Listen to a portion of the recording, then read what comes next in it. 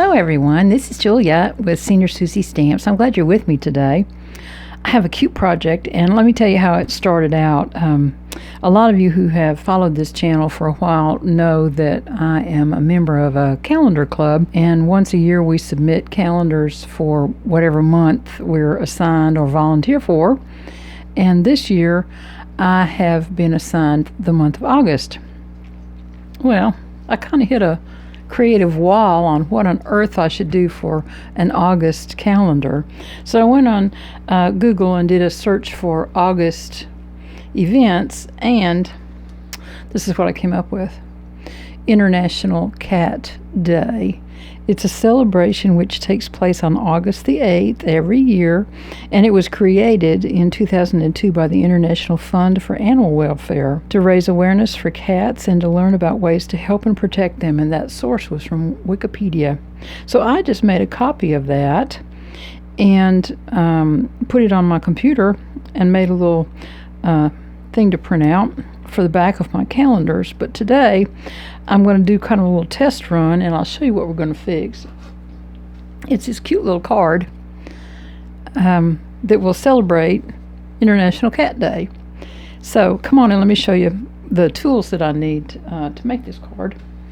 I got a couple of really cute little Stampendous stamps here that are part of the Fluffies collection. And here they are, and I just think they're adorable, and they kind of crack me up. So these are 2005 stamps. I just got these from eBay, and they stamp beautifully. I have several different colors of ink that we're going to use today. Brown and black and brown, and Daffodil Delight, rust colored, and soft sky. I have a few alcohol markers and my Pigma Micron 1 pen.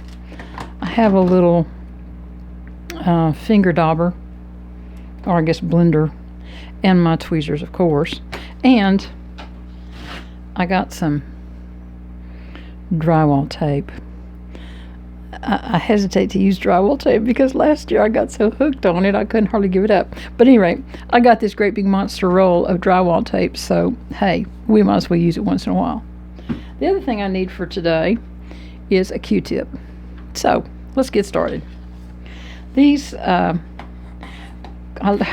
looked at my white scraps, and honestly, I didn't have a white scrap big enough to do this card. So this is one of my panels from my little cubby up here, and it will make actually 2 card fronts, but we're only going to make one today. So I'm going to ink these stamps up, and I'm going to start with this little guy because he goes over here on the right, and I don't want to get his little ball of yarn mixed up in with other real estate on this stamp. So let's see if I can stamp him kind of blind here.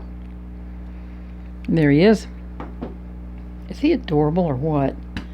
I can so see Cordelia and Snickers in these little images. They're so fun. And then I'm going to plant this one with the planter right here on this side, so that I've got the 2 cat images looking at each other. And that's all I'm going to need the black ink for until a little bit later in the card process. And now I'm going to get my Q-tip out and colorize my kitties. And I'm going to use these 3 colors that Snickers has on hers. Snickers is a calico cat. I think I've shown you all pictures of her before. And I'm just going to put it on with this Q-tip and kind of dab it around in little calico fashion. And we'll see where it goes from there.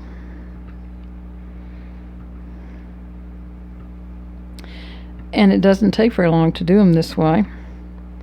You just kind of fill in the spots where the cat might be colorized with a little bit of ink off your Q-tip, and then change colors and go right back in. It doesn't have to be anything dramatic. It just has to be a little bit of change in the color. for a calico cat. You know, they're all kind of different. Calicos are supposed to be lucky. They're supposed to bring you luck, is from what I've read. And I don't know about that. I think Snickers might have been the lucky one. She gets canned tuna every day, or she has a little cow fit. That girl, I tell you, she's spoiled rotten. I know, and who did that? Well, yeah, I know. So I'm just dabbing some ink on here, and these little guys will come with their own little colors and just be cute. And I'm not really worrying too much about staying in the lines because they're just little scruffy cats.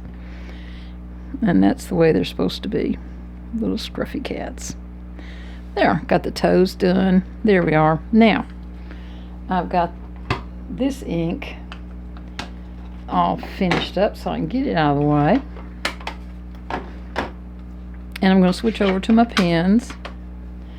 And the first one I'm going to use is this Memento marker to finish out my little floor line here to kind of anchor this little guy.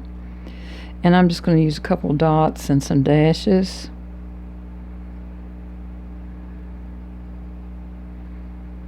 It doesn't take much. And I'm just going to take it all the way to the end like that, so that we've got some kind of anchor going on there.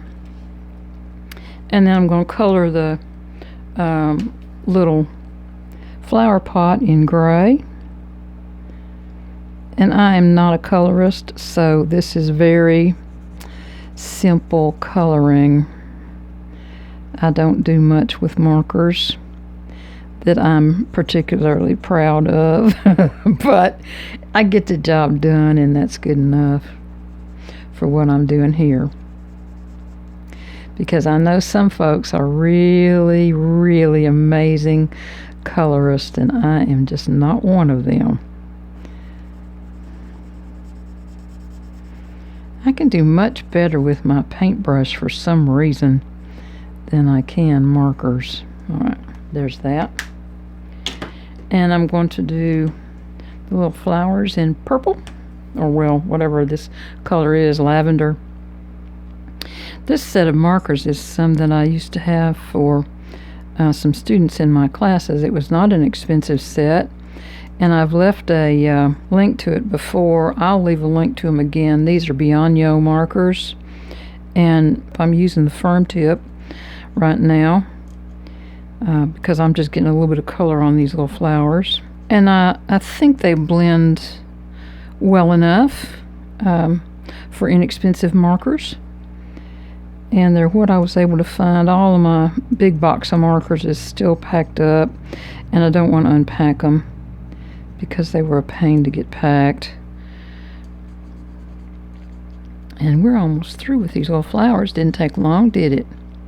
This is a real simple little image to colorize, and they can just be flat colored. They don't need a lot of dimension and depth on them.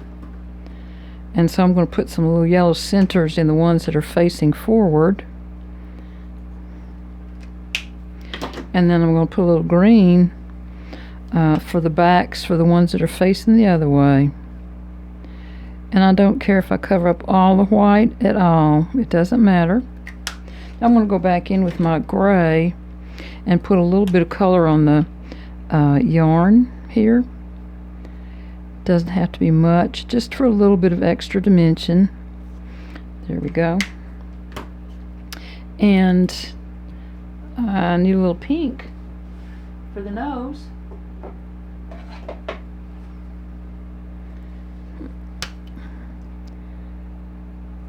There he is. There they are. Now I'm going to take this over to my paper trimmer and just trim it whatever it trims out to be, because I'm not going to put a sentiment on this at all. So now this ends up being 4 1/4 by 2 1/2. It's arbitrary. It doesn't make any difference.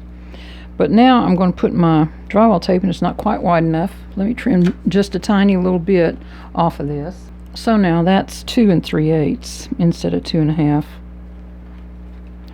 And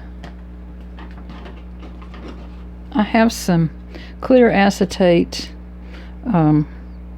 circles here that I'm going to use for blocking the ink off of my images.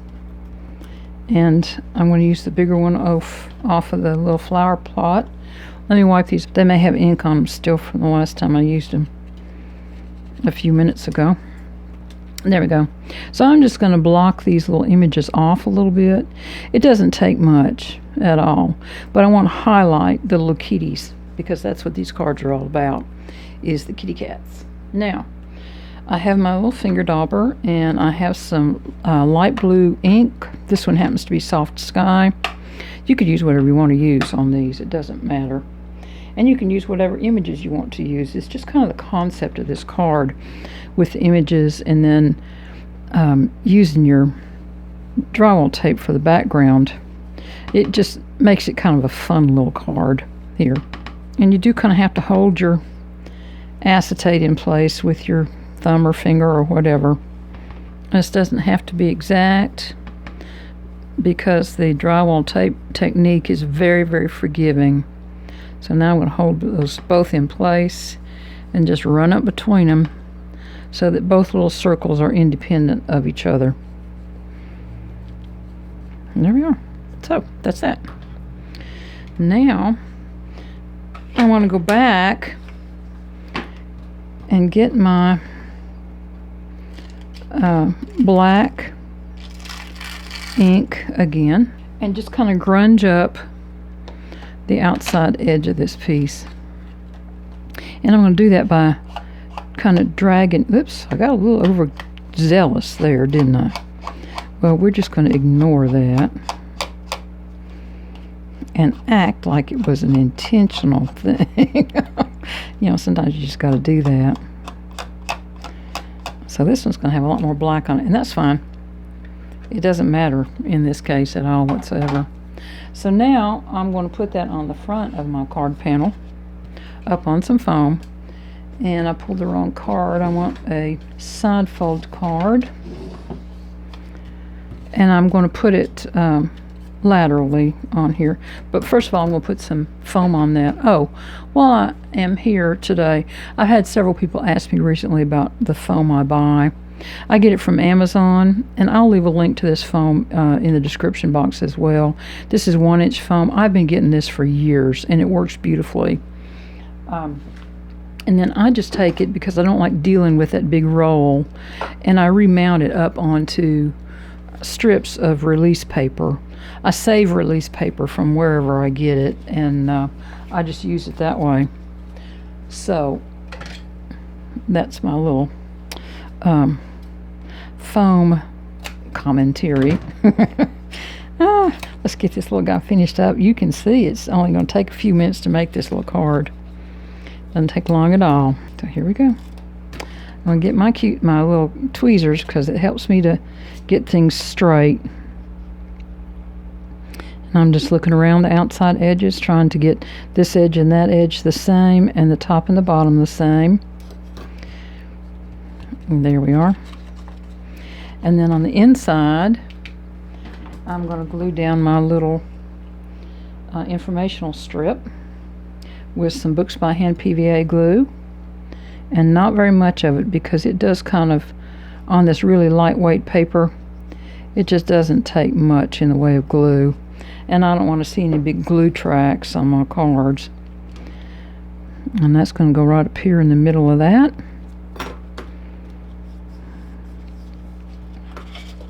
And now the only thing that's left to do is do a little outside edge treatment, because I think this card looks just a little bit too plain on the front. And I'm going to use my 01 Pigma Micron pen to do that. And I'm just going to draw a really loose square connecting the corners. So you have to kind of stop short of the corner, and then pick it up and let my hand relax and just drag it across the card. And then I'm going to go back and do it again, because you know, this sort of thing, the interest is in the squiggles and crosses over, because that's where you go back and put your little squiggly lines to make the outside edge a little bit more interesting. And here we are. So we're going to do a little squiggly here and here. And every time they intersect, I'm just going to draw a little squiggle. And it makes a cute little way to finish out a card like this that maybe looks a little too plain for you. Going on the front that way. And then if you want to, because I've done dashes and dots here on this line, you could put a few dots here and go around the card again and put you some little dots, just randomly, but sort of kind of planned, if that makes any sense.